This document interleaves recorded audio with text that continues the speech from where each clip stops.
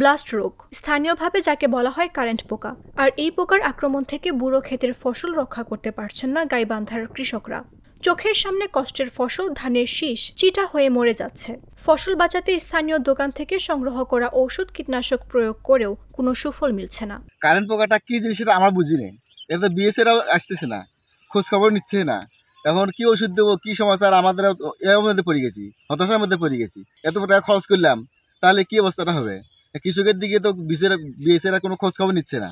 পাশে আমি দোকান থেকে নিয়ে আসছি 5 দিনের দোকানে কারেন্ট পোকা লাগার পরে এই ওষুধটা আমি দিয়ে যাচ্ছি। জেলা কৃষি সম্প্রসারণ অধিদপ্তর সূত্রে জানা যায়, গাইবান্ধার 7 উপজেলায় এবার 1,29,020 হেক্টর জমিতে ইরি বুড়ো ধান আবাদ হয়েছে। গাইবান্ধা সদর উপজেলার চাপাদহ গ্রামের প্রান্তিক কৃষক মেজা মিয়া ধার করে নিজের ও বর্গা নেওয়া 5 বিঘা জমিতে ইরি বুড়ো ধান চাষ করেছেন। আবাদও ভালো হয়েছে।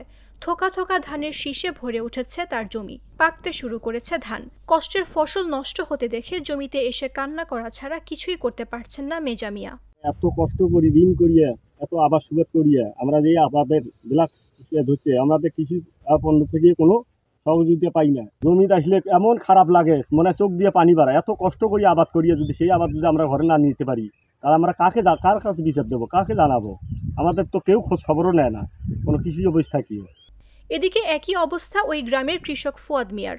স্থানীয় কীটনাশক বিক্রেতাদের পরামর্শে বারবার ওষুধ ছিটিয়ে রক্ষা করতে পারছেন না তার জমি। ধানের মধ্যে একটা পোকা লাগছে, সবাই বলে এটা কারেন্ট পোকা, কিন্তু আসলে এটা কারেন্ট পোকা নাকি আমরা বুঝতেছি না।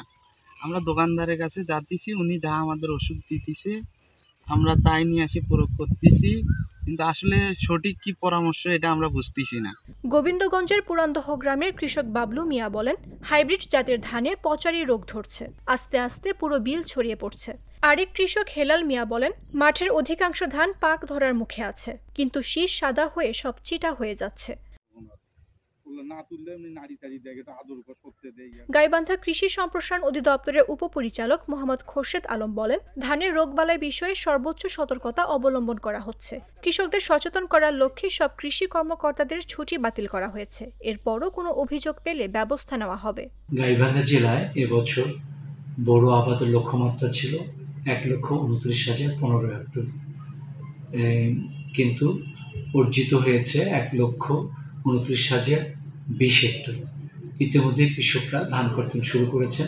গাইবান্ধা জেলায় আমাদের মাঠ পর্যায়ের উপসহকারী কৃষি কর্মকর্তারাও তৎপর রয়েছে। সেক্ষেত্রে কোনো ব্লকে যদি কোনো ঘাটতি বা শৈথল্য আমরা পাই, অবশ্যই বিভাগীয় ব্যবস্থা নেব। তবে সকল পর্যায়ে এই বড় ধান কর্তনের জন্য আমরা সতর্ক অবস্থায় রয়েছি। আমার একটা স্মার্ট সিদ্ধান্তে 25% গ্যাসের খরচ কমেছে। ভাবছেন কিভাবে?